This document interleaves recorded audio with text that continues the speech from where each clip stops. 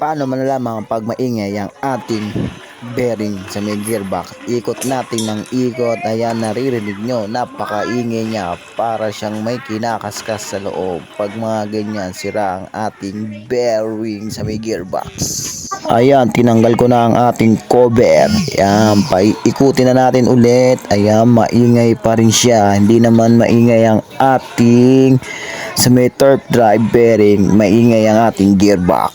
Yan mga pop, pinapaikot ko na siya ang ating torque drive, pero hindi naman siya maingay.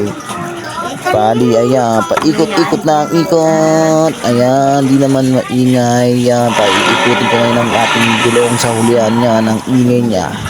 O ayan, tanggalin natin ang torque drive at paikutin natin ang gulong sa hulihan. Ayan pa rin, maingay pa rin siya. Ibig sabihin, may tama ang ating bearing sa gearbox. Yan, tinanggalan natin ang torque drive at pinaiikot na natin ng sharp drive. Ayan, parang mayroon siyang nagre-regalo sa loob ng ating loob ng gearbox, kaya sira ang bearing niya.